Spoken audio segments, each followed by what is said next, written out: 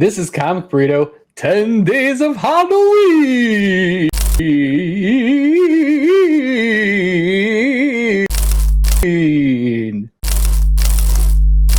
I'm Todd. I'm Cole. Well, now you ruined it, and I'm Nick, and we're talking about Black Hole. And this book for a ranks second. 4 on our list. Wow, Man. that's better than I thought it would be. Yeah, or worse. Before I read the book, when you sent this to me, and I was like, no. like, what are you doing to me, Cole? Like, I don't. Obviously, Cole recommended this book, and I think it's better. I think it's better. I think it's better. I think it should be lower. Just because you both are saying that, I'm going to go contrarian. I think it should be lower. I disagree with the number, and I think it should be higher. I think it's either right or lower. But either way, it's a very good book. It is a very good book. And it's real weird. And I think Charles Burns does everything. Yes, it's just Charles Burns. Pantheon Comics.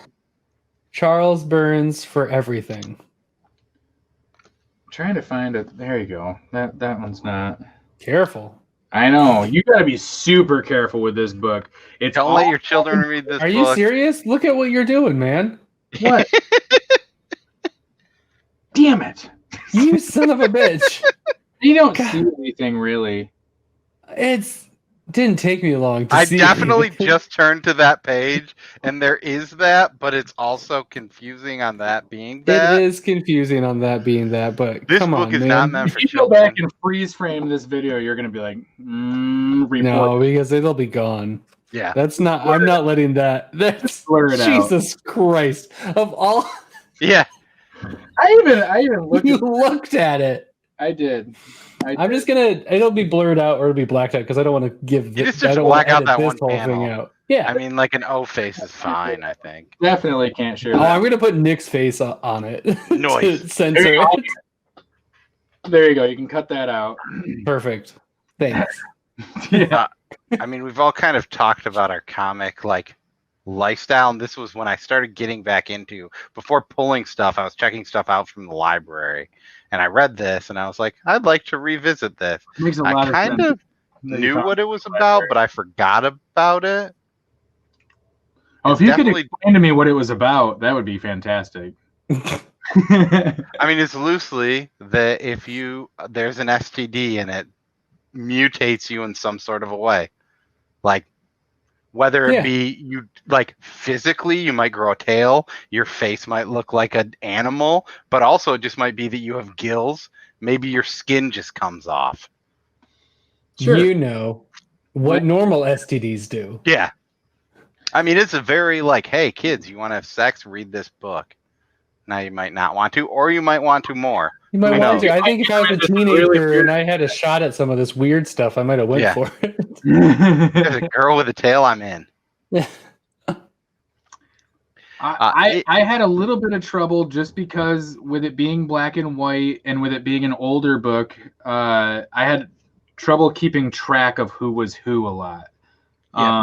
It took like half the book before I understood. And I feel like it has these weird jumps in time where it kind of does. Where some of the panels have like wavy lines on the side, and it's kind of like either like a remembering or a dream or a on drugs. Or on drug. It's like not reality or not wholly reality. Right, yeah. Right. And but then later there will be regular panels, or before there will be regular panels, and there's cues for it where like you see what was actually going on. I feel like it's a book that I want to reread like a bunch of times to try to place through and see exactly what is going on. And I feel like the more times you go through it, the more familiar you are. But if you find this book and you're reading through it, has like 4 of the characters in it. Yeah, and they all kind of look the same. You wouldn't know that they're all that different, but yeah, even though they look about the same. It jumps between focusing on different groups and stuff at different times. So it's like once you kind of figure it out, then all of a sudden it's talking about like other people in other places, and they kind of weave in and out, I guess, but it's also kind of separate. And it's man, I mean, I feel like it's one that you can read a lot and get a good run on, good longevity out of. And then this does look like a big thick book. Cole and I don't know if Nick actually said his stats, but we read it in 3 hours. I'd be close to that. It's not. It looks more menacing than it is. This is. If you're putting 10 to 20 minutes into it, it'll probably read slow. But if you can sit down and put like an hour into it, you're going to crush it just because once you're getting into it, it reads better, right? Mm-hmm. Oh, for sure. It goes. I don't know. That's the only way I've read it, so I can't tell you for sure. Tall as a normal, as a current comic. It's not quite as tall. It's a little shorter. And there is a lot of dialogue, but it does go fast, and it's just this. You're kind of just trying to figure out what's going on at the same time. So it's just this kind of like flip through. Yeah, and I mean, to the point of like not telling people apart, they're high school. This is about high schoolers mostly. And like, I mean, in most high schools, you know, all kids have the same styles and dress similar, have similar haircuts. So that's kind of why it is what it is. But yeah, I mean, that is, I think, easily the biggest flaw of just kind of understanding who's who, especially with like some of the girls in it, where you're kind of like, you know, who's this, or even the guys, you know, one of them, Nick didn't even notice. One of the girls and one of the guys look almost identical. Yeah. When they have like yearbook photos and stuff, and some of them change. Like there's times where someone's face like changes, and it's that makes it hard to keep track too. Careful. I know. Careful. There's a yearbook pictures in the front, right? And then there's yearbook pictures in the back that are altered and a little different. And it's I think even too, they play on the emotions of the people or certain times. And I don't know. There's a lot going on in this book. I think if I were to take this out of horror books and I were to read it a bunch, I think this could rank fairly high just in comics in general. It's a pretty high concept book of, I think, everything that Charles Burns is trying to say with this book. There's a reason that it was the best graphic novel of the year, one of the most stunning graphic novels yet. And that's from Times. That's from Time. Black Hole is Burns' masterwork from New York Times Book Review, and surreal and unnerving, remarkable work from Chicago Sun-Times. It's a weird place for me, for even in the horror genre. It's kind of like the art house film of the group in some ways, where it's just kind of like I imagine this as like a movie Gabe shows from The Office. Like if this was made into a movie, I feel like it'd be one that he would be showing, where it's kind of, you know, like weird scenes, and it's cut all, you know, the editing is in such a way that it makes it kind of confusing, and maybe that's on purpose. I don't know. It's for sure on purpose. My expectations for this book was, sorry Cole, but really low. And after reading it, it was like, oh. Once again, that I was wrong and Cole was probably right. Like it was. I mean, I think the thing, like, is we've kind of done, and I try to do, especially, is like get different stuff. That's not like, this is definitely not your normal horror book. It has some horror elements to it, but it's more slice of life, maybe like teen drama with a horror side plate. It would be teen drama if this really weird thing's happening along with it. Yeah, I mean, it's like how. Like Kurt Vonnegut has a very specific thing in his sci-fi. It's kind of like that, but horror. I would love to like go camp. Like I'm thinking about maybe bringing this the next time I go camping, because the woods and stuff is kind of a big part of this book, and I would kind of like to like sleep in a tent with a light and kind of read through this. That sounds awful. It sounds awful and great at the same time. I think it would add that extra, like, I feel like when I read this, I don't get scared more than I'm just like terrified that this could become a thing. Sure. I just think it gave me the heebie-jeebies. I don't want to do it while I'm all camping. Yeah.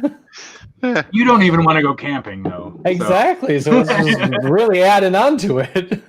Yeah.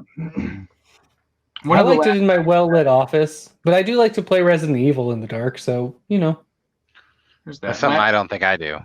One of the last times I went camping, I brought a different book that is also on our list to lay in my hammock and read, and it was a lot of fun to do. So, but yeah. It's called Die in a Hammock. It's called Die in a Hammock. Written by Gabe from The Office. Murder. Yes, and it's all about, hammock murders. Yes. Mm-hmm. But yeah, no, it's really interesting. I didn't go into it with any preconceived notions, as I tried to with most things. Cole just sent it to us because our birthdays are nearby, and he was like, I want this on the list. We can't find it anywhere else. Here's the fucking book. You guys are reading it. Yeah. Enjoy. So it came around, and it is really fucked up. It's really interesting. There's a lot of metaphor sitting in here. It is about teen drama, but it's also about society's views on sex. It's society's views on people who aren't in the norm. It's about how people deal with recognizing that they are different than the mass population. There's a lot of subversion in this book, and it goes a long way. It makes it a pretty fast read because it's kind of hard to stop. I had a bookmark and I had dinner sometime in the middle of while I was reading it, and it's one of those books where it's just like I kept telling myself, okay, I'll read this section and then bookmark it, take a break, and then I would like flip the next page and I would like read it. I'd start reading it and I'd be like, well, I'll just keep going. And it just kind of like rolled and rolled and rolled until all of a sudden like dinner. And then when I was done with dinner, I came back and it rolled all the way to the end. I really like it. The people are really hard to keep track of, but the blocky, thick lines, mostly it's black and white, but so much of it is actually using like black as a background. So it's like white on black. Yeah. Instead of black on white, like a lot of black and white stuff is. It gives it a really interesting feel, and because there isn't a ton of detail in every panel, you can look at it, know what you're seeing, and move on and keep reading. There isn't a reason really to like. There's some pages where you're kind of like looking at it to try to get like symbology, and you're trying to see what they're trying to do. But for the most part, it's here's the info you need, and you can move right on to the next panel. So it makes it a really quick read. There isn't really a reason to just sit there and like look at the page. It really just begs you to move on to the next page and keep reading. Most of the time. There's definitely there's some where there's different depiction of like trees. There's times when it's like that, but it's not like a modern book where it's like each thing is like they spent like 4 hours on each panel and you really need to like soak it in. This is only every once in a while you'll run into something where you have to kind of pause, take it in, and then you're flying back through. Only because it's more foreshadowing or calling back from. Yeah, you're trying to pick up on hints and stuff. Yeah. It's very mindful of itself in that way. There's tons of foreshadowing throughout it. It's very suggestive. For a book that has as much nudity as it does, there's also a lot of suggestive implied things totally as well too. Yep. Very recommend. If you haven't picked it up, it's an easy recommendation. And I even know when Nick posted a Twitter pic, like I'm this far into a book, and it was like this. You couldn't even tell what it was. It was a little bit further than that. Yeah. Well, I know somebody goes, I know what that is, and I wrote a college paper about it because I took a picture of it, and you could kind of see it was a picture of it this way, but it was up against a black smooth door, and you could kind of see a reflection. It wasn't enough to read it, but if you're familiar with that cover, it's hard to not know it. You would for the rest of my life, if I were to ever see something somewhat like that, it'd be like, that's Black Hole. Which is funny because I don't even think that person's in the book. No, but I think this person might be in the book. Yeah. for sure. Yeah, I would. There you go. It's hard to find. Cole, you got it for us on Amazon? Can you recognize Yeah, it? it's on Amazon. I found it. I got it like when I originally got it. It was at the library. I would assume if you have a public library that has comic books, there's a decent chance this might be there. Mm-hmm. Yeah, just because of the type of like. And it came out a snootier comic book, I would say, maybe just by like, I mean, how it is where people have heard of it. I mean, a little bit more. You know, like every place is gonna have Watchmen. It's kind of it's not on the tier of Watchmen. It's very different, but like. I think it came out in 2005. I think it came out in 1995. It was released in collected form in 2005. 2005 is when it was when it came out as a collection. That's the copyright is 2005, but it does say 95 through 2004. 12 separate comic books. It was Kitchen Sink Press, and then it went to Fantagraphics, which it makes a lot of sense that Fantagraphics would be involved in this. I think the hardcover that I read, I thought was Fantagraphics, because I thought I was about to say this is Fantagraphic Comics, and then I looked at it and it said Pantheon. It feels like a Fantagraphics It comic, is. It's very a Fantagraphics Comics, you know. So, but yeah. Anyways, easy recommendation. You should check it out. Black Hole, Charles Burns, Kitchen Sink / Fantagraphics. Definitely don't cut your feet. So yeah, thanks for getting spooked up with us. I was going to make a bologna sandwich, but Costco didn't have any bologna sandwich. Real talk though, would you have used Miracle Whip or mayo? Mayo. Fudge, yeah. I would have lied. I also would have used bib lettuce instead of iceberg, and I wouldn't have said anything. But that was the plan. Anywho, read the book. Going to edit that out. No, read the book and you'll know. Put that at the end. Yeah, sure. But thanks for getting spooked up with us. I'm Todd. I'm a Cole. And I'm Nick. This is Comic Burrito 10 Days of Halloween. Oh. Bye. Bye. 1, 2, 3, 4, 5, 6, I took my head 7, 8, 9, 10 days of Halloween. Get it? Because it's the count? Get it? Spoopy.